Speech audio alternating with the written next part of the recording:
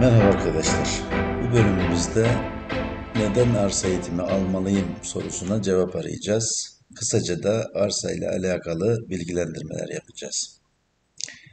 Arsa dediğimizde aslında her taşınmaz yapının bir arsaya konumlanmaya ihtiyacı vardır arkadaşlar. Hiçbir bina havada, ekranda göründüğü gibi durmamaktadır. Bütün gayrimenkuller, bütün taşınmaz mülklerin hepsi bir arsaya konumlanmak mecburiyetindedir. Zamanımızın üretilemeyen metalarından ve en karlı yatırım aracı olan arsa her geçen gün değerine değer katar ve gayrimenkul işinin başlangıç noktasını oluşturmaya devam eder. Arsa dediğimizde aslında her türlü terkleri yapılmış, inşaata hazır imar parseline verilen isimdir. Bir arazinin arsa haline gelebilmesi için belirli süreçlere ihtiyacı vardır.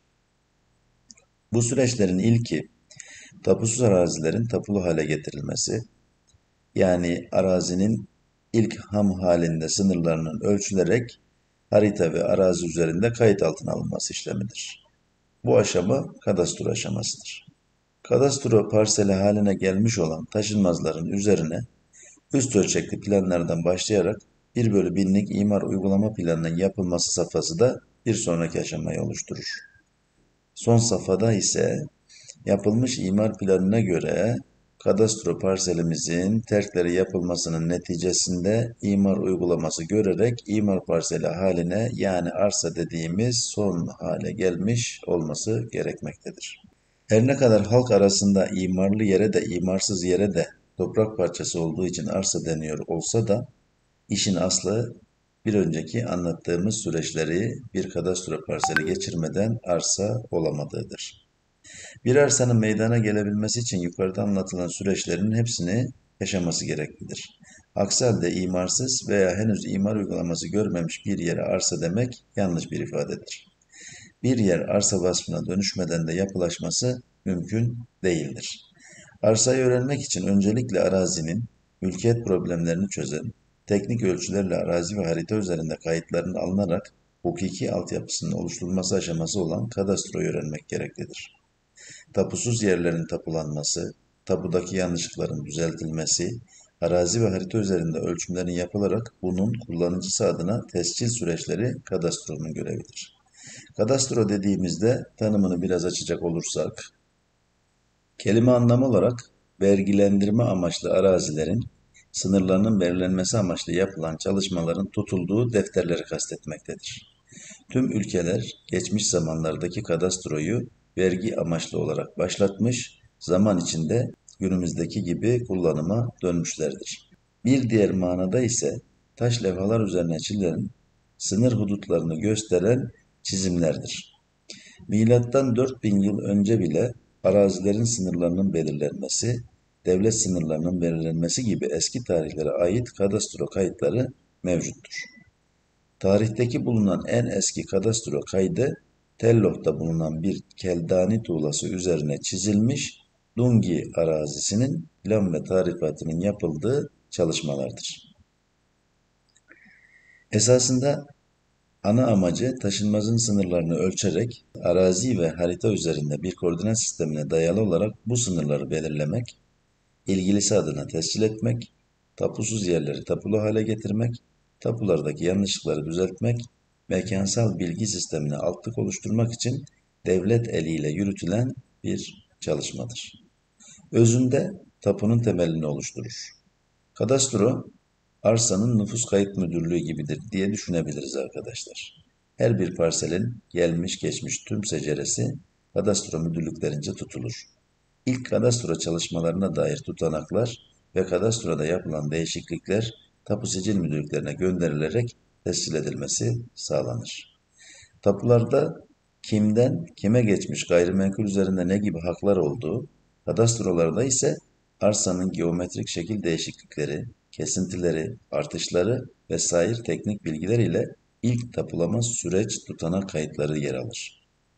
Bir nevi kadastro teknik kayıtları, tapuda tescile ve sahipliğe yönelik hukuki altyapıyı korur diyebiliriz. Aslında biraz arsa işinin işleyiş aşamalarına bakacak olursak konuyu anlama noktasında bize biraz daha yardımcı olacaktır. Arsa işine genel olarak bakacak olursak, kadastral çalışmalar akabinde tapulamalar bittikten sonra ilk olarak kadastro parselleri meydana gelir. Bunların vasıfları arazinin niteliğine göre kayıtlanır.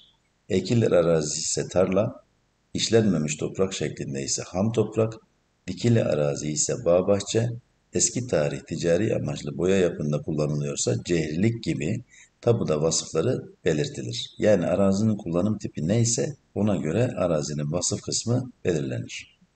Ancak bunların hepsi halen imarsız haldedir ve özünde kadastro parseli niteliğindedir.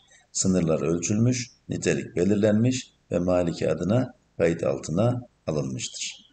Zaman içinde bölgeye üst ölçekli planlardan başlayarak 1/1000'lik uygulama imar planlarının yapılması ile kadastro parselleri imarlı kadastro parseli haline gelir arkadaşlar. Bu kadastro parsellerinde sahibinin isteği ve imara uygunluğu ile kendi başına imar uygulaması görebilecek nitelikte olan parsellere de biz temiz olacak parsel deriz. Ancak imar uygulaması görmeden her parsel an itibariyle imarlı kadastro parseli niteliğindedir. İmar uygulaması gören kadastro parseli ise artık nitelik değiştirerek arsa haline gelir, imara uygun olarak terkleri yapılmış olan kadastro parseline namı diğer arsa, imar parseli veya temiz parsel isimleri verilir. Özünde 18 uygulaması dediğimiz belediyesince resen yapılan bir imar uygulaması veya sahibinin isteği üzerine yapılan iflas tevhid sonucu veya görece diğer herhangi bir imar uygulaması ile kadastro parselleri imar parseli niteliğine yani arsaya dönüşür. İşte bu hale gelen arsalarda üzerinde inşaat yapımı yolu açılmış demektir. Bunu bir örnek uygulama ile gösterecek olursak konu biraz daha netleşecektir.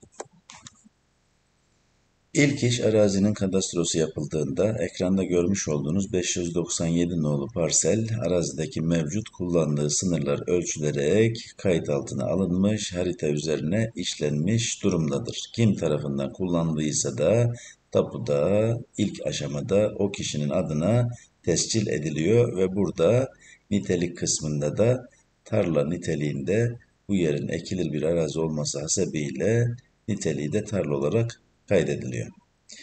Bundan sonraki süreç ilgili tarlamıza gördüğünüz gibi bir imar geliyor. Bu imarın burada bitiş çizgilerini, sınırlarını görüyoruz arkadaşlar. Buraya kadar bizim arsamızı kapsamış. Bu belediyenin planı genişletmesiyle de olabilir. İmar planına yakın bir yerde ise kişinin müracaatı üzerine de imar planının genişletilmesi de sağlanabilir. Tamamen belediyeye verilecek olan dilekçede belediyenin alacak kararlar doğrultusunda belirlenecektir. Burada görmüş olduğunuz 597 parselimiz ham hali burası arkadaşlar. İmarda bakın burada 2 tane ticari parsele, bir tane akaryakıt istasyonu arsasına, burada konut arazisine basıyor. Bir kısım konut arazisine bu kısmı basıyor. Sağdaki görmüş olduğumuz ekran imar uygulaması dediğimiz işlem işte burada devreye giriyor arkadaşlar. İmar planı yapıldıktan sonra harita mühendisleri marifetiyle bu şekilde bir çalışma meydana gelir. Bu meydana gelen çalışmada şurada görmüş olduğunuz imar içindeki kalan yerler artık parsel olarak belediyesine terk edilir. Yola denk gelen yerler tescil harici yol olarak belediyesine verilir. Burada bir parsel kendi başına oluşabiliyorsa burası kişinin adına, mal sahibinin adına tescil edilir. Ya da belediye eğer gerekli terk alanını sağlamıyorsa burayı da kendi uhdesinde kendisine isteyebilir. Buradaki gördüğünüz araziler de yola giden yerlerde terk edildikten sonra ya da ihtas olarak bakın burada bir yol artık yol gibi bir yer var. Onu da satın almak suretiyle burada temiz parsel haline bu sürecin gelmesi sağlanır. Bu sağda görmüş olduğunuz buradaki ifraz tevhid işleminin folyosudur arkadaşlar. Bakın bu işlem bittikten sonra ise süreç şu hale gelir. Artık parseller belediyeye terk edilmiş. Buradaki parseli belediye almış gerekli terki sağlamak için ama buradaki 3 tane parselimizi de şahsın adına kaydetmiş. Bu süreç içerisinde de nitelik kısmı değişerek artık arsa vasfına gelmiştir. Yani bir gayrimenkule bizim arsa diyebilmemiz için bu anlatmış olduğumuz imar safhası önce imar gelecek, sonra imar uygulaması görecek ve akabinde de nitelik kısmı değişecek. Gerekli nitelikler yapıldıktan sonra da yerimiz, tarlamız arsa vasfına dönüşmesi sağlanmış olacaktır arkadaşlar. Şimdi bir tarla vasıflı taşınmazın imar geldikten sonraki serüvenini bu şekilde gösterdikten sonra imar planı nedir, niçin yapılır, ne süreçleri vardır kısaca değinelim arkadaşlar. İmar planları dediğimiz aslında üst kademeden alt kademeye doğru sırasıyla ilerleyen bir yapılanmadır. Bu günümüzde bu şekilde uygulanıyor. Geçmişte kısmen 1/1000'lik planlar yapılıp sonradan üst ölçekli planların yapıldığı durumlar söz konusu olmuştur ama şimdiki zamanlarda artık üst ölçekli planlar yapılması sağlanıp ondan sonra alt ölçekli planlara doğru gidiyor.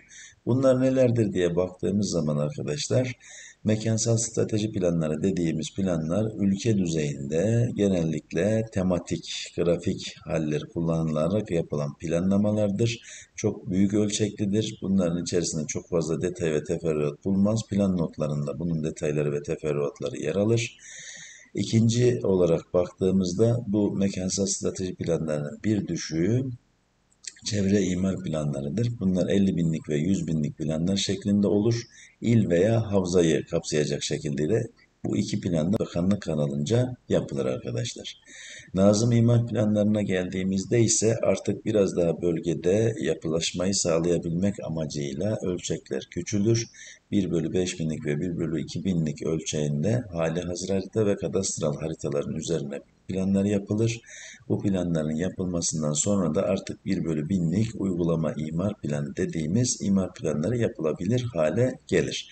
5000'lik planlarda üst ölçekten alt ölçeğe göre giderken hangi bölge sanayi, hangi bölge korunacak alan, işte hangi bölge konusal alan, hangi bölge işte villa yapılaşması ya da hangi bölge tarımsal nitelikli olarak bırakılacak, bunlar en üst ölçekte belirlenerek aşağısı kademeye kadar iner ve arazide uygulama safhasına geçtiğimizde de 1/1000'lik planda da artık buralarda neler yapılabilir, buranın üzerinde ne tür inşaat yapılacak ya da ne tür yapılaşma müsaadesi şartları verilecek 1/1000'lik planlarda görülür.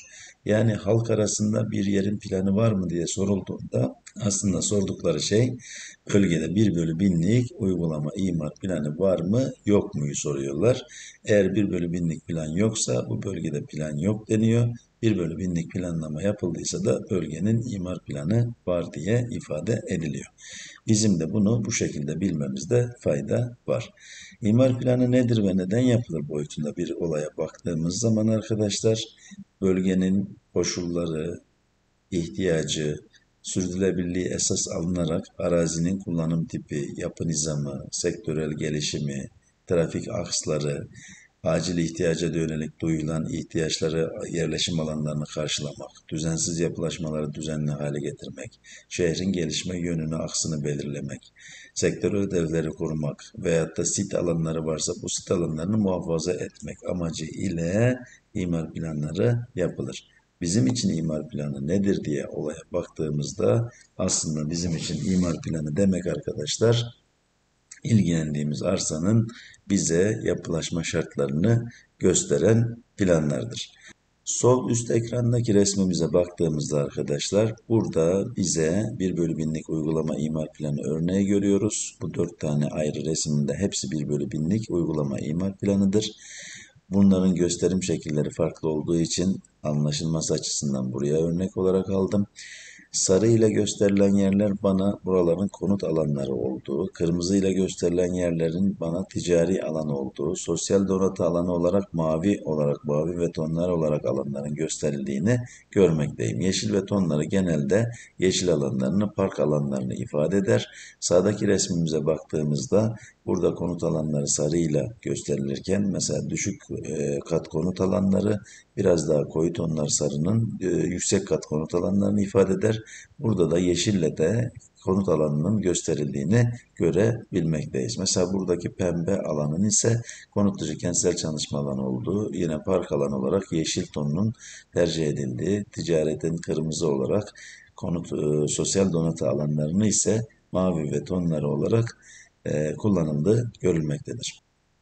Bir diğer resmimize baktığımızda burada gösterim şekli biraz daha farklılaşmış. Burada renklerin dili gitmiş ama yine ticari imarlı alanların çapraz tarama şeklinde gösterildiği, konut alanlarında herhangi bir tarama kullanılmadığı, buranın yapılaşma şartının aylık nizam 5 kat müsaadeli bir alan olduğu, taban oturumunun 0,25 ile sınırlanmış olduğunu görebiliyorum. Yandaki resmimize baktığımızda da yine burada ticari ve konut imarlı bir alanın yapılabileceğini görüyorum. Ticari taramalı ilköğretim tesis alanlarının taraması bakın daha farklı bir şekilde görünüyor. Kütle yapılaşması konut alanları ise kütlelerin nereye oturacağı gösterilecek şekilde tamamen net bir biçimde ifade edilmiştir burada. Yine bunun gibi imar planlarının tamamında farklı uygulama seçenekleri ve şekillerini biz 1/1000'lik uygulama imar planlarının üzerinden okuruz. Burada imar planının da bizim için neler söylediğine geldikten sonra imar planı gelmiş bir kadastro parselinin nasıl arsaya döndüğüyle alakalı imar uygulaması nedir? Kısaca değinecek olursak da imar uygulaması dediğimiz şey aslında arkadaşlar kadastral mülkiyetlerinin arsanın üzerine gelmiş imara göre terklerinin yapılması neticesinde temiz imar parseli haline dönüşmesi işlemidir diyebiliriz. Yani kadastro parseli artık imar uygulaması gördükten sonra tarla niteliğindeki yer veyahut da ham toprak niteliğindeki yer imardan sonra vasfı arsa şekline dönüşmüş oluyor. İmar uygulamalarında en sık karşımıza çıkacak, en çok duyacağımız şeylerden bir tanesi 18 uygulamasıdır. Büyük ölçekli ilgili kurumun onayıyla resen yapılan bir çalışmadır. Yani halkın isteğine bağlı olmaksızın girer, bölgedeki bütün kadastrol parselleri hamur hale getirir ve yeni imar parselleri haline dönüştürür gerekli kesintilerini yaptıktan sonra. Bir diğer çalışmamızsa bireysel manada ya da ada bazında 3-5 arkadaşın ya da tek kişinin belediye müracaatı arsanın imara uygun olması durumunda belediyeye müracaatı ile imar parseli haline arsayı getirtilmesi süreci dediğimiz ifraz tevhid uygulaması dediğimiz süreçtir.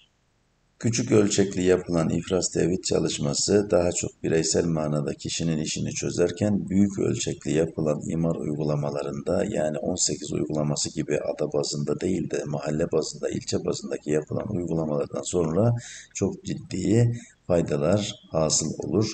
Bu faydalara da kısaca değinecek olursak, öncelikli olarak kadastral mülkiyetlerdeki sorunların hepsi çözülür. Yani kadastro yapılırken bölgeler ayrı ayrı zamanlarda yapılmış olabilir. Bazen il ve ilçe sınırlarındaki kadastro çalışmalarının üst üste denk gelmesi gerektiğinde aynı parselin sınırlarında kayıklık olduğu, bir tarafın esas alındığında o parsele göre bütün hepsinin birbirine eşdeğer olarak kayıklık göstereceğinden dolayı bu tarz sorunların hepsini öncelikle ortadan kaldırmış olur. Bölgede yeni yaşam alanları açılır. Kadastro parselleri imar parsellerine döndüğünde artık yapılaşmanın önü açılmış demektir. Kişiler buraya projelendirip inşaat yapımına başlayabilir. Dolayısıyla burada yeni yaşam alanları açılacağı için inşaat hızlanır, yapılaşma hızlanır. Bunlar da geldiğinde bölgeye ciddi manada değer kazanmaya başlar. Tabii bu uygulama yapılırken de yapılan terkler dolayısıyla da altyapı ihtiyaçları, yol, kanal veyahut da bunun gibi yeşil alan, sosyal donatı alanları gibi ihtiyaçların hepsi de temin edildiği için arsa olarak bunların da çözülmesi, çözüme kavuşması sağlanmış olur. Yani bir nevi şehirsel yaşama geçiş hızlanmış olur. Tabii inşaatın artışı bu bölgeye yatırımcının ve müteahhitin de ilgi odağı haline gelmesini sağlar. Yine devam edecek olursak konuya bakmaya, toprak metrekaresi düşüyor ama metrekare fiyatımız ciddi ellerde artıyor. Yani bölgede yapılan çalışmada işte kesinti %40'sa belki de toprak değerimiz %40 düşüyor ama metrekare ev satış fiyatı noktasında baktığımızda eski fiyatı 500 lirayken imarlı arsa haline döndüğünde burasının metresi 4.000 lira, 5.000 lira gibi bir rakamlara çıktığında kesinti yapılan toprakların çok çok daha büyük değer ve getirilere ulaştığını görüyoruz. Kadastral mülkiyet imar uygulaması gördüğünde vasfının değişeceğini belirtmiştik zaten. Nitelikler değişip arsa oluyor. Düzenli bir yapılaşma alanları meydana getiriliyor. Yine böyle kamulaştırmaya gerek duymadan da yapılan imar uygulamasıyla yapılan kesinti, toprak kesintisi miktarı sayesinde de kamulaştırmasız olarak kamusal alanlar kamu kurumunun eline geçmiş oluyor. Yine bu çalışmalar yapılırken de işin esasında hem ham mülkiyetin sınırlarının değişmesi, alanının değişmesi hem de mülkiyet sahiplerinin değişmesi gibi durumlar söz konusu olduğu için bunların hepsinin de çözümü sağlanmış oluyor. Görebileceğimiz imar çeşitlerine, imar uygulama çeşitlerine kısaca da değinecek olursak en çok karşımıza çıkacak dediğimiz gibi kişinin talebi üzerine yapılan iflas tevhid uygulaması dediğimiz aslında 3194 sayılı imar kanunumuzun 15, 16 ve 17. maddesini kasteder. Oradaki kurallara göre bu işlemler, bölümlenme işlemleri yapılır. 3194 sayılı İmar Kanunumuzun 18. maddesi ise nam salmıştır. 18 uygulaması olarak bilinen kanunda aslında İmar Kanunumuzun 18. maddesindeki yönetmelik ve yürürlüğe göre yapılan imar uygulamasını kastetmektedir. Yine 1980'li yıllarda yapılan imar affı dediğimiz olay da bir imar uygulaması çeşididir. Ve imar barışı dediğimiz hadise de aslında adında da anlaşılacağı gibi imar kanunun geçici 16. maddesi imar barışı dediğimizde bir imar uygulamasıdır. Burada dikkat edeceğimiz şey şudur. 15, 16, 17. ve 18. maddelerdeki yaptığımız uygulama sürekli ve daimidir, kalıcıdır. Sürekli bu uygulamalara göre hareket edilir ama imar affı, imar barışı gibi uygulamalar ise geçici, her zaman kullanılmayan uygulamalardır. İmar uygulamasını yaptık. Kadastro parselini imar parseli olarak inşaata hazır hale getirdik. İşimiz bitti mi? Tabii ki hayır. Şimdi ise işin en can alıcı noktalarından biri olan plan notlarına biraz değineceğiz. Aslında imar planında bize birçok bilgi verilmiş durumdadır. Ancak uygulama safhasından plan üzerine sembol ve işaretler ile yani lejantların bize göstermediği veya anlatamadığı yapılaşma şartlarının hepsini de plan notlarında buluruz. Şimdi plan notu nedir diye biraz bakacak olursak. Plan notları arkadaşlar, lejanta nazaran daha da detaylı bilgi veren, bize bir yapılaşmanın nasıl yapılacağını anlatan ifadelerle dolu, sözel, yazılı, yönetmelik hükmündeki açıklamalardır. Üst ölçekli planlardan alt ölçekli planlar hazırlanırken bunların yapılmasına yön verir bu plan notları.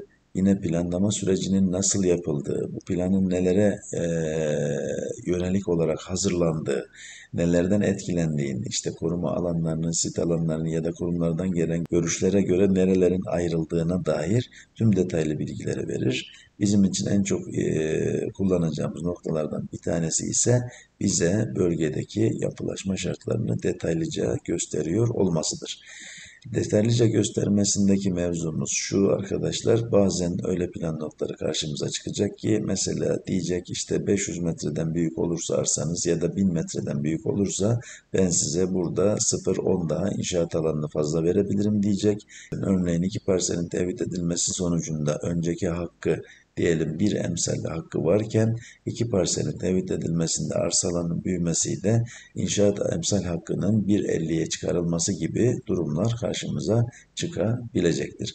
Mesela buradaki görmüş olduğumuz örneklere de baktığımızda burada 2000 metreye kadar olan parsellerde 8 kat müsaadeli, taban oturumu 0,35 iken 5000 metreden büyük parsellerde 60-50 yani 20 kat yüksekliğinde bir bina yapabileceğimizin ama taban oturumumuzun ise 0,20 ile sınırlı olacağı bilgisine ulaşmaktayız. Plan notunun detaylarında neler var diye biraz bakacak olursak, imar planındaki verilen hakkın ne zaman geçerli olacağı, emsal ve kademeli emsal dediğim işte iki parselin tevhid edilmesi ya da ada bazında parsellerin birleştirilmesi veyahut da kentsel dönüşüm alanında kaç parselin bir araya gelmesi sonucunda hangi emsalin kullanılacağı gibi uygulamalar.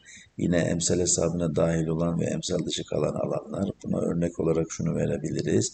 Bazı bölgelerde koddan kat kazanımlarını emsal dışı bırakabilir. Bazı bölgelerde ise emsalin içine dahil edebilir. Kaks 16 alanlarının bir önceki örnekte gördüğümüz gibi bazı yerde 0,35'e kadar müsaade edip 8 kat müsaade ediyor. Bir diğer örneğinde ise 60 metre yani 20 kat müsaadesi verip taban oturumunu 0,20'ye indirdiği durumlar. Terk alanlarının durumu, çekme mesafelerinin durumu, parsellerin ifraz tevhid durumları, imar hakkı transferinin yapılıp yapılamayacağı, yani her bağımsız bölüme kaç otopark ayrılacağı ya da her bağımsız bölüm için kaç tane ağaç dikileceği ve hangi yönetmeliklere göre hareket edileceği gibi hususlar. Yani bundan mesela bazı parseller olur, eski yapılaşma vardır. Orada denir ki işte 1980 yılındaki yönetmeliğe göre bu haklara sahiptir diyebilir. Veyahut da 2017 yılındaki en son değişiklikten önceki yönetmeliğe uyacaktır gibi şartlar getirilebilir. Plan notları aslında arkadaşlar olayın detayına baktığımızda bir arsanın inşaat alanını daha net ifade edebilmek için arsaya yapılacak binanın ebatlarını, şekillerini ve nasıl bir yapılaşmanın ortaya çıkmasını bize söyleyen sözel notlardır. Şimdiki dersimiz ise emsal bir arsanın inşaat alanının nasıl hesaplandığı ile alakalı duruma bakacağız arkadaşlar.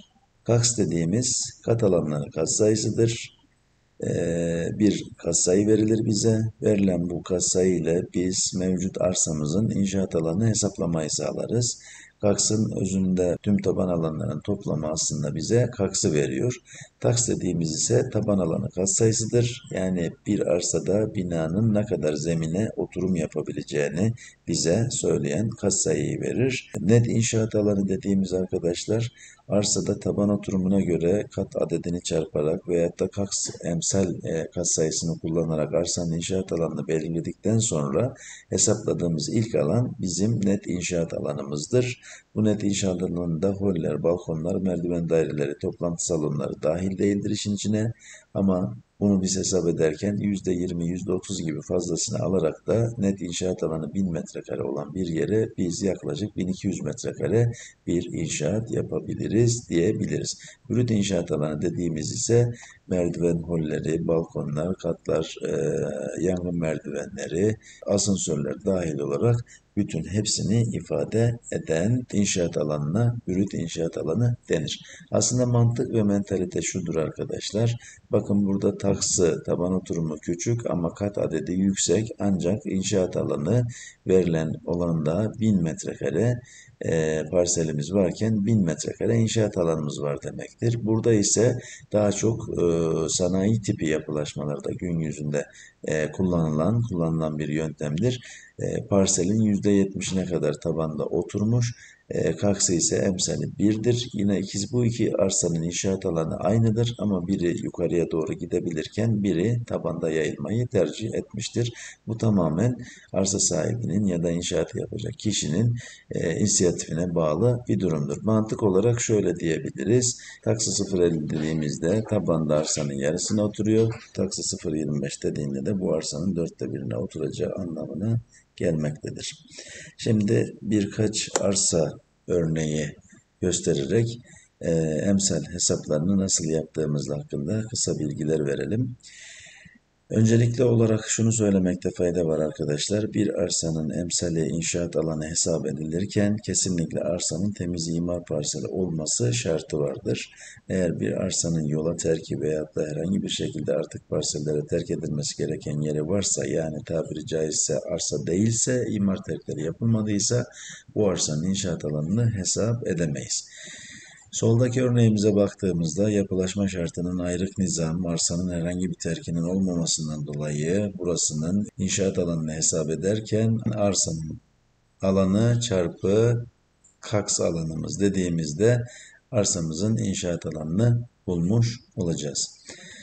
Bir alttaki resmimize baktığımızda kütle parsel bir yapılaşma görüyoruz. Kütle parsel yapılaşmalarda arsanın inşaat alanını hesap ederken taban oturumu çarpı kat adedi şeklinde arsamızın inşaat alanını hesap ederiz. Zaten KAKS dediğimiz yani inşaat alanımız neydi arkadaşlar? Taban alanlarının toplamıydı. Bu arsanın inşaat alanını hesap ederken 22 çarpı 35 çarpı 7 şeklinde bu arsanın inşaat alanını bulabileceğiz. Buradaki örneğimize baktığımız zaman ise bazı durumlarda belediyesi çekme mesafelerini kendisi belirleyebilir. Buna sebep şu olabilir. Bazen hava maniye kriterleri dolayısıyla kat adedini sınırlamak amacıyla böyle bir şey yapabilir. Bazen de işte arsadaki yapılaşma şartlarının çok teferruatlı ve detaylı olması durumunda ya da diğer yapı nizamlarına uygunluk sağlaması açısından böyle bir taban oturumlarını kendisinin belirlediği durumlar olabilir. Bu tür durumlarda da her ne kadar binamız ayrık nizam bir yapılaşma şartına sahip olmuş olsa da emsali 3,5 fakat buranın inşaat alanını hesap ederken biz taban oturum alanı çarpı kat adedi şeklinde olayı ilerlememiz gerekiyor. Bu örneğimize baktığımızda da bakın bir ham parsel görünüyor. Kadastro parseli, imarlı bir kadastro parseli bu. Öncelikli olarak biz bu arsanın içinden terklerini yaptıktan sonraki kalan temiz alanı buluyoruz ve bu arsanın inşaat alanını da hesap ederken ayrık nizam bir yapılaşmada sahip olduğundan dolayı bu tür parsellerde inşaat alanı hesabımız arsa alanımız çarpı emsal değeridir. Burada emsalimiz 0,24, arsa alanımız da 4112 metre ise bu arsanın inşaat alanını hesap ederken 4112 çarpı 0,24 şeklinde bu arsamızın inşaat alanını bulmuş olacağız. Yine taban oturumu belirlenmiş aslında bir nevi buradaki çekme mesafeleriyle sınırlanmış bir alan örneği görüyoruz. Bir nevi de kütle parsel yapılaşmasına benzer bir durum görüyoruz. Bu tarzdaki yapılaşma şartlarında da arkadaşlar kütlemizin tabanındaki bastığı alan ve verilen kat adedi müsaadesi neyse onunla çarpım şeklinde bulacağız. Bölge 3 katlı bir oturum iznine sahip. Buranın inşaat alanını hesap ederken taban oturumu 7 çarpı 8 56 çarpı 3 şeklinde inşaat alanında hesap etmiş olacağız. Buradaki söylemiş olduğumuz gösterim şekillerine biraz bakacak olursak iki tip gösterim şekli çok sık karşımıza çıkacaktır. Bunlardan bir tanesi dairesel gösterim şekli dediğimiz nizam gösterim şeklidir. Buradaki A bize yapı düzenini yani ayrık nizam, blok nizam, bitişik nizam, ikiz nizam onları söyler. Buradaki 5 bize ön bahçe mesafesini, 3 yan bahçesini, 4 de kat adedini bize söyler. Diğer bir gösterim şekli ise kuti nizam gösterim şekli dediğimiz bir gösterim şeklidir. Bu biraz daha detaylı ve teferruatlıdır arkadaşlar. Burada ön bahçeyi, yan bahçeyi, arka bahçeyi gösteriyor, söylüyor. Daireselde arka bahçe göstermiyordu biliyorsunuz. Yine minimum imar parsel cephesini söylüyor. Yani 25 metreden ya da 20 metreden düşük parsel cephesi yapamazsın, bırakamazsın, ondan daha küçük parsel üretemezsin diye onu da sınırlıyor. Yapı düzenini belirtiyor yine. Ayrık nizam, blok nizam, bitişik nizam kat edildiğini söylüyor. Taksını veriyor, kaksını veriyor ve minimum imar parsel büyüklüğüne kadar hepsini 9 kutunun içerisinde özet bir şekilde görmemizi sağlıyor. Bu emsal dediğimiz olayla bir önceki örneğimizden hatırlayacağınız gibi verilen kat adedi kat sayısına göre ya da taksına kaksına göre bir arsanın inşaat alanını hesaplayabildiğimizi gördük. Kadastroyu yaptık, imar planını yaptık. İmar planından sonra imar uygulası görüp arsamızı imar parseli haline dönüştürdük. Onun üzerine emsal ve plan notlarındaki detaylarına bakmak üzere kaç metre inşaat yapılacağını da gördükten sonra arkadaşlar bir örnek uygulama yaparak konunun biraz daha anlaşılmasını sağlamaya çalışalım. Görmüş olduğunuz gibi siz şöyle bir imar durumu gördüğünüzde buranın herhangi bir terkinin olmamasından dolayı arsanın temiz bir imar parseli olduğunu görüyorum. Büyükçekmece Çakmaklı bölgesinde ön bahçenin 10 metre çekileceğini, yan bahçenin 5 metre, parsel alanının 16.113 metre, yapı nizamının ise ayrık nizam olduğunu, kaksının yani emsalinde 1,5 olduğunu görüyorum. Aslında buna göre ben baktığımda ayrık nizam bir yapılaşmada inşaat alanımı nasıl hesap ediyordum? Temiz arsa alanım çarpı emsal diyordum. Buna göre baktığımda ben burada 16.113 çarpı 1,5 dediğimde 24.170 metre civarında bir inşaat alanım çıkar diye hesap edebiliyorum. Bu arsamıza ilk bakışta gördüğüm 24.170 metre inşaat alanı hesap edebildiğim, ancak planın üzerine baktığımda yeşil okla görülen, burada yeşil okla görülen bir şekilde arsamın ortasından bir çizginin geçtiğini görüyorum. İmar planlarında veyahut da haritaların hiçbirinde arkadaşlar koyulan bir şekil ya da görsel anlamsız değildir. Her bir görselin ve şeklinin bir anlamı vardır. Bunları zaman içerisinde aşinalık kazanacaksınız. Yani ben bu plana baktığımda burasının mesela ticari konut yapılaşmaya uygun olduğunu, burasının yeşil alan olarak bırakıldığını, şurada bir planlama sınırının bittiğini ve burada uzak mesafeli koruma alanı diye bir ibare görüyorum. İşte bu çizgimiz de bize bu kısmın alt kısmı, alt tarafı uzak mesafeli koruma alanında kaldığını söylüyor. Yani benim arsamın bir kısmı normal koruma alanının dışında, bir kısmı da burada kalıyor. Şimdi soru şu, acaba bana verilen bu inşaat alanını ben kullanabilecek miyim? Bu durumda olaya baktığımızda arkadaşlar plan notlarına müracaat etmemiz gerekiyor. Plan notların detayına girdiğimizde de göl koruma alanlarında 0,20 kaks verildiği, bakın kaksımız 1,50 verilmişti. Bize diyor ki bu alanın içerisine girersen 0,20, yani giren inşaat alanın 0,20 ile çarpacaksın arsa alanını.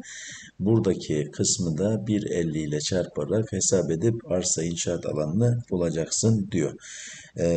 Ben hesabı yapmış olduğum için söyleyeceğim. 15.790 metrekare civarında bir inşaat alanım çıkıyor. Burada %60'lık bir arsa alanının göl koruma dışında kaldığını hesap ettim arkadaşlar. Burada da %40 bir alanın göl koruma alanında kaldığını düşünerek yaptım. Tabii bunu siz ne yapacaksınız?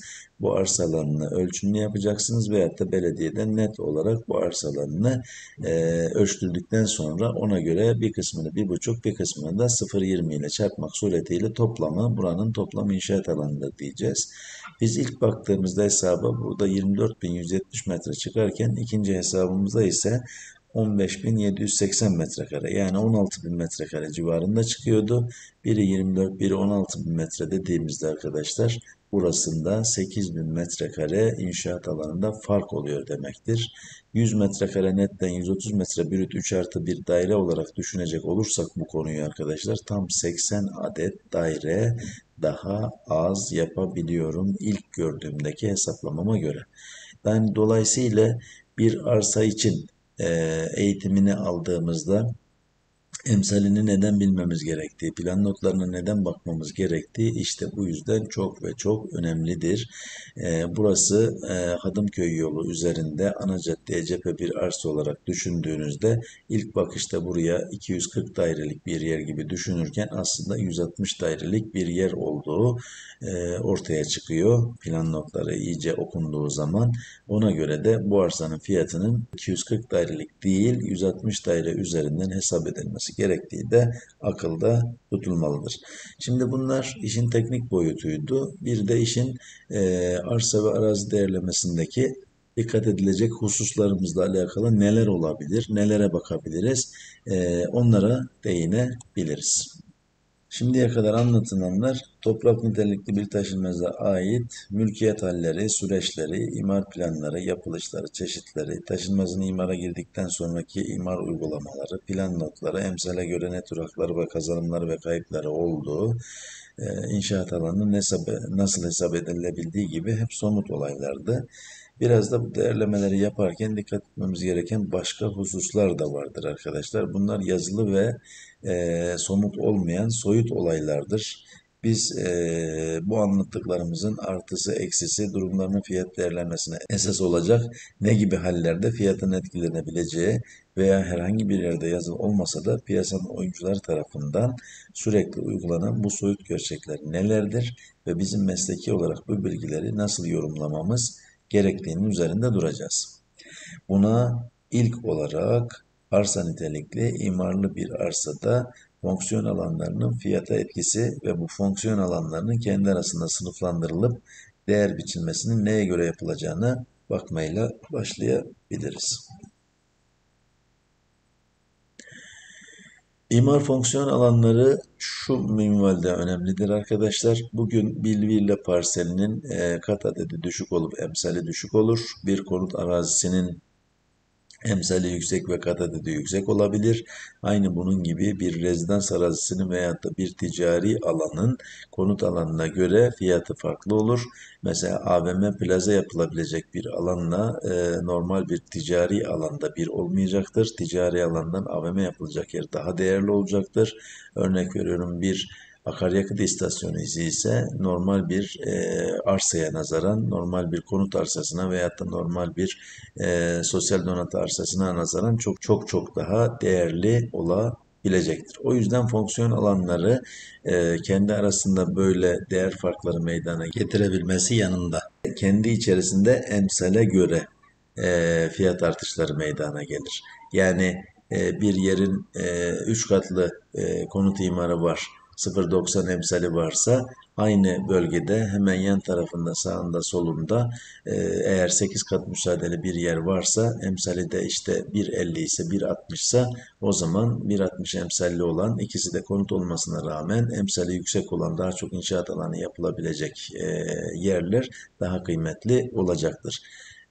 Mesela burada konuya baktığımızda ise, ekranımıza baktığımızda bölgelerin aslında konut dışı kentsel çalışma alanı, buranın ticari AVM dükkan, burasının akaryakıt istasyonu, buranın sosyal tesis alanı olduğu, bu kısmın konut, bu kısmında kütle parseli, bahçeli kütle parseli yani konut olduğunu görebiliyoruz. Aslında bunların kıyaslaması yapılırken arkadaşlar, konut dışı kentsel çalışma alanlarını kendi arasında, ticarileri, AVM vesaire ticari tarım malları kendi arasında, konut olanları da kendi arasında kıyaslama yapmamız gereklidir. Yani biz bunu 3 kategoriye ayırdım. Konut ve ticari imarlı yerler, özel tesis ve turizm imarlı yerler ve sanayi imarlı yerler olarak 3'e ayırdım bu ana fonksiyon alanlarını. Burada konut ve ticari olaya baktığımızda, İlk hal yani kadastro parseli dediğimiz imarsız arazi, tarla hali, en ham hali en düşük fiyatı oluşturmakta. Daha sonra 0,05 emsalli yani binde 5 bir emsal izni verilip sadece tarım alanına küçük bir kulübe tarzında bir şeyin yapılmasını sağlayan imar.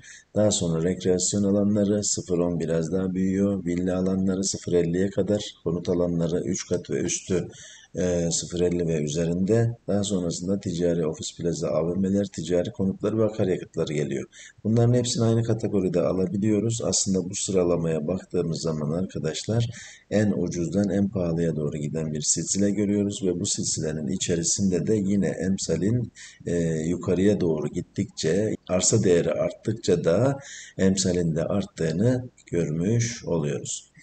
Yine özel tesis ve turizm alanlarını da kendi içerisinde kıyaslayabiliriz. Bunların en alt ham halini sosyal kültürel tesis alanı olarak görebiliriz. Sonra spor tesis alanları, sonra eğitim alanları, sonra hastane alanları, kentsel servis alanları ve turizm alanında günübirlik tesis yapılan yerlerle bir de yüksek katlı 5 yıldızlı otel yapılabilecek mahiyetteki turizm alanları da bu işin nirvanası noktasında, turizm ve özel tesisleri de kendi içerisinde bu şekilde değerlemeye alabilirsiniz.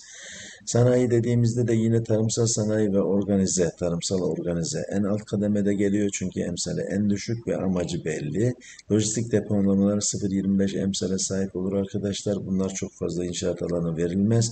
Amaç depolama amaçlı hangarlar, diğerleri yapabilmektir. Konut dışı kentsel çalışma alanları 0,50 emsale sahiptir. Yani lojistikten biraz daha emsali yüksek olduğu ve içine biraz daha dumansız sanayi alanları yapılabilmesi hasebiyle hem fonksiyon alanı olarak hem de kullanım alanı olarak hem de emsalin artmasından dolayı daha kıymetlidir. Küçük sanayi sitelerinde ise daha çok emsal vardır arkadaşlar ve birbirine yakındır. Genelde şehir merkezi lokasyonlarında olan yerler olduğu için arsa boyutunda baktığımızda küçük sanayi sitelerinin yerleri de daha kıymetli haldedir bir önceki seçeneklerine göre. Sanayi alanları ve organize sanayi bölgeleri de aynı şekilde içinin yapılaşma şartlarına göre arsanın değerini artıran etkenlerin başında gelmektedir. Burada dikkat edeceğimiz şeyler arkadaşlar, yani tutup da bir turizm alanını bir sanayi alanıyla kıyaslayamayız. tutup da bir konut alanıyla sanayi alanını kıyaslayamayız veyahut da özel tesis alanıyla herhangi bir şekilde ticari alanı kıyaslamamız da bizim doğru olmaz. Ancak kıyaslamamız şöyle bir durumda söz konusu olabilir. Şayet özel tesis alanına plan notlarında derse ki işte ticari amaçlı şu yapılabilir, bu yapılabilir tarzında, o zaman buranın ticari amaçlı kullanılabileceği ortaya çıktığı için burayı o zaman birbiriyle emsaline göre, fonksiyon alanına göre kıyaslama imkanımız olabilir. Yine aslında eğitimin detaylarında teferruata girdiğimiz için bunları tek tek gösteriyoruz, tek tek anlatıyoruz ama burada o kadar zamanımız olmadığından dolayı kısaca değinmiş olalım diye bu bölümü aldık. Şimdi biraz arsa e, yatırım özellikleri nelerdir diye baktığımızda olaya, nelere dikkat etmemiz gerektiğinde, mesela bir arsanın kottan kat kazanıyor olması, yani ekstrem bir inşaat alanı hakkı kazanıyor olması o arsaya ekstra bir değer katıyor. Yine bu arsanın hobi bahçesi yapımına uygun olması, mesela bölgede biraz şehir dışında olabilir, biraz uzak olabilir ama merkeze gidilip gelilecek mesafede, ulaşımı kolay olan bir yolun üzerinde, imarı çok yüksek olmasa da, tarımsal imarlı olmuş olsa da belediyenin buraya hobi bahçesi yapımına uygunluk veriyor olması durumu bu arsaya ekstrem bir değer katacaktır. Çünkü bazı bölgelerde küçük küçük yapılaşmaların meydana gelmesini çok fazla istemedikleri için bu özellikten yoksun olursa da arsaya verilecek kıymet ve değer, takdir edilecek kıymet ve değer bir diğerlerine göre, bu özelliğe sahip olana göre daha düşük, daha az olacaktır. Mesela bir arsanın ana artere cephe olması, yani ticari konut karma yapıya uygun olması, buraya aynı zamanda özel eğitim kompleksi yapılabiliyor olması veyahut da turizm imarlı kullanılabiliyor olması. Mesela bunu örnek olarak Mersin bölgesinden de örnek verebiliriz. Mersin bölgesindeki villa sitesi yapılaşmasına uygun olan konutlarda aynı zamanda pansiyon ve otel yapılabiliyor.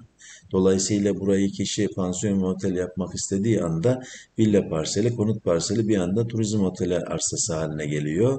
Turizm arsası haline geliyor. O yüzden değeri kat ve kat artmış oluyor. Ama aynı olay bir Yozgat ilinde söz konusu değil. Yani villa müsaadesi verilen bir arsaya götürüp de siz turizm imarlı bir arsa, bir otel yapamıyorsunuz.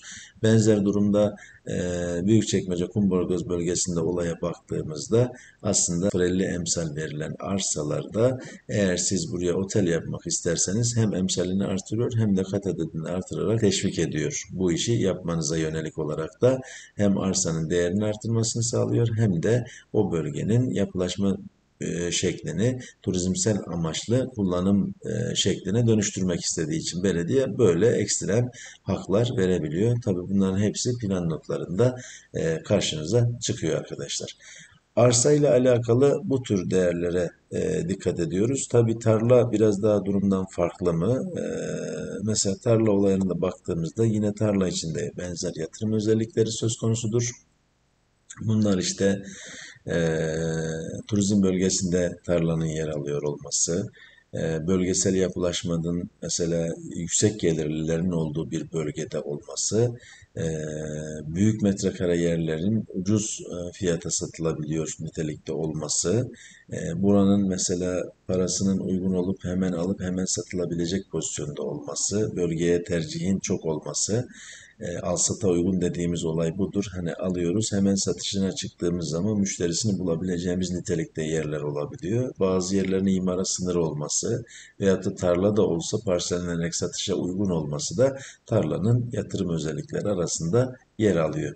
Yani konuya şöyle baktığımız zaman arkadaşlar, bir arsanın, bir gayrimenkulün değerlemesi yapılırken sadece üzerindeki emsal değeri veyahut da oradaki kazandığı inşaat alanı değil, bunun üzerindeki fonksiyon alanının çeşitliliği, üzerine neler yapılabildiği ile alakalı durumlarda bu arsalarımıza ve tarlalarımızın fiyatına etki eden etkenlerdendir. Bu konuya da değindikten sonra artık bir tarlanın fiyatını nasıl tespit ederiz, bir arsanın fiyatını nasıl buluruz, imarlı arsaların bulunduğu bölgenin kat karşılığı oranını nasıl tespit ederiz gibi arsa fiyat hesaplama bölümüne geçiş yapabiliriz. Geçmiş bilgiler ışığında gayrimenkulün fiyat değerlemesi yapılırken sık kullanılan 8 adet değerleme yöntemi karşımıza çıkar arkadaşlar. Bunlar emsal karşılaştırma yöntemi, yani piyasa yöntemi de diyebileceğimiz bir yöntemdir bu. Maliyet yönetimi, gelir yaklaşımı, doğrudan kapitalizasyon yöntemi, yatırım bandı yöntemi, artık değerleme yöntemi, getiri kapitalizasyon yöntemi, müteahhit hesabı diyebileceğimiz yöntemlerdir. Bizi burada ilgilendiren aslında emsal karşılaştırma ve müteahhit hesabını biz değineceğiz. Müteahhit hesabına değineceğiz. Çünkü diğer yöntemler biraz daha eksper şirketlerinin kullandığı, kesin yaklaşımların gerektiği spesifik imarlı arsalar ve finansal bilgiler de içeren daha çok yapılı taşınmazlar için kullanılan yöntemlerdir. Bizim ise ilgili alanımız sadece arsa, yani yapısız hali olduğu için bu iki yöntem ile yetineceğiz. Bu yöntemlerin ilgilileri tarafından uygulanması daha doğru ve isabetli olacağı için biz diğer yöntemlere değinmeyeceğiz.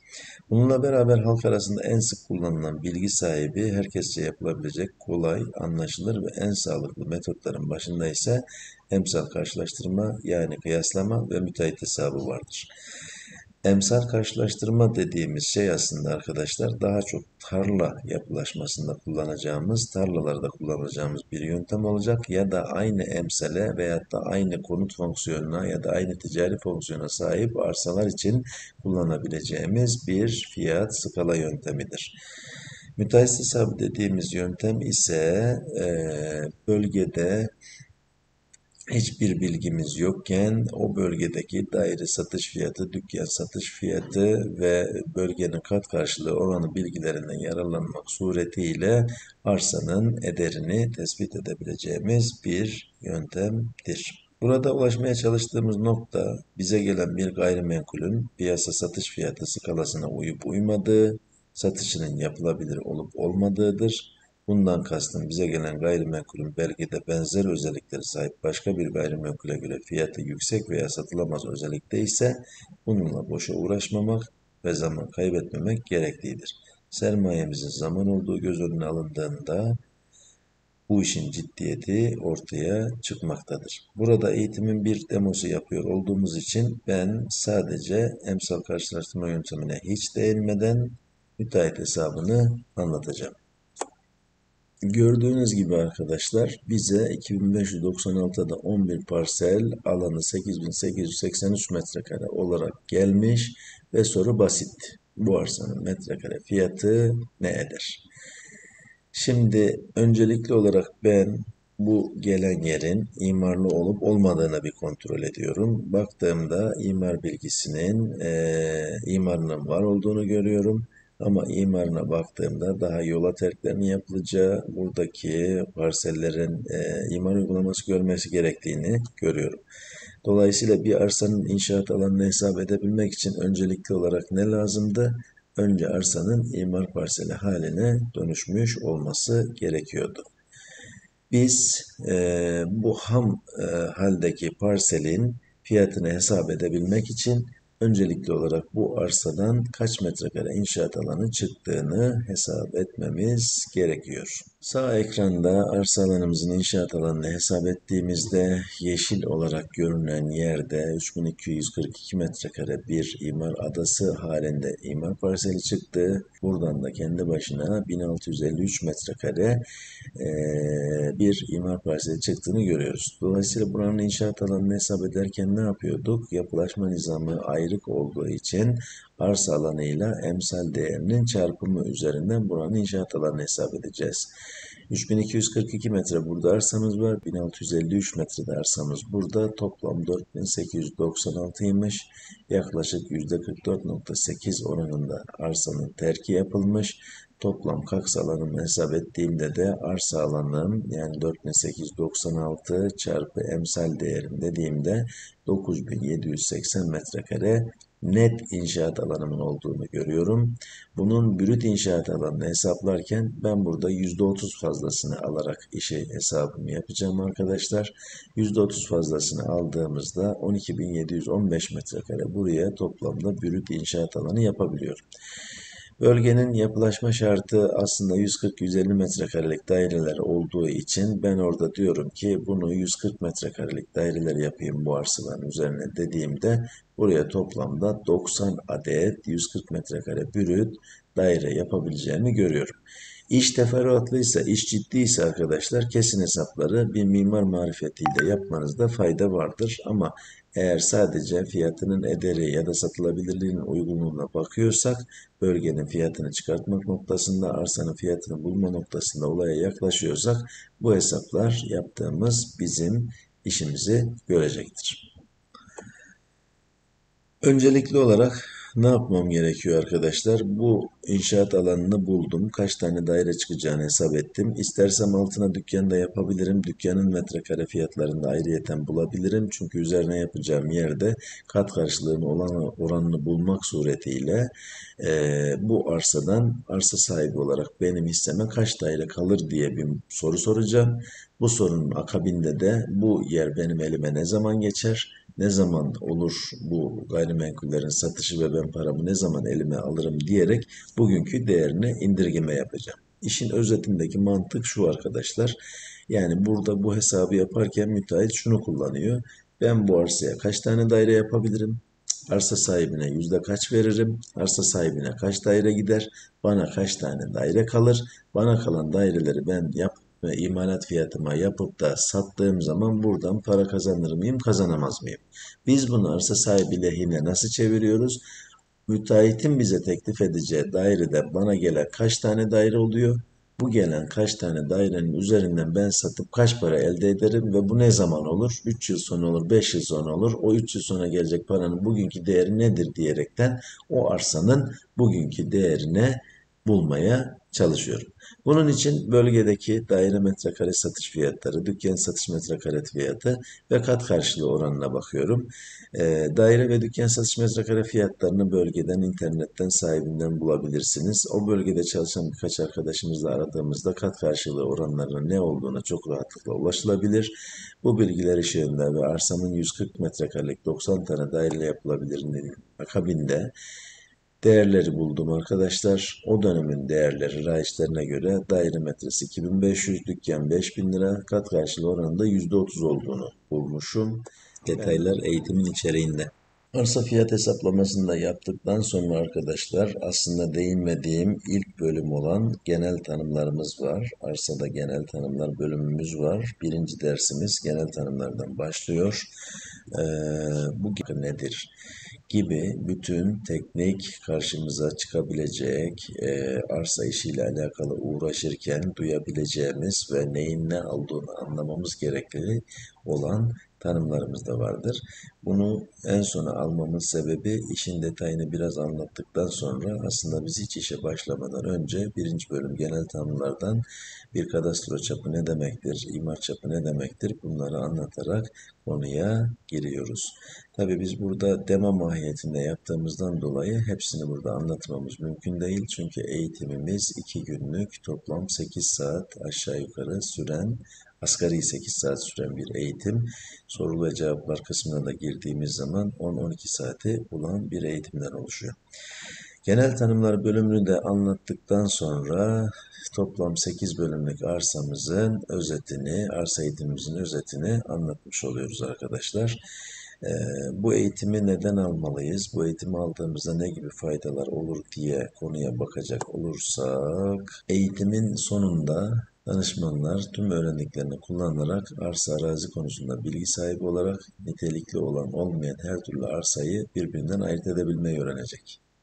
Bu arsaların fiyat değerlerini değerlemesini yapabilecek ve en doğru arsa yatırımı yapabilecek veya yaptırabilecektir. Yine tapu okumayı, bir tapudaki paftada parsel nitelik kısmı nedir onu öğrenecek. Tarla, kadastro adası, imar adası, kadastro parseli gibi ismi geçen parsellerin ne anlama geldiğini duyduğu anda anlayacak.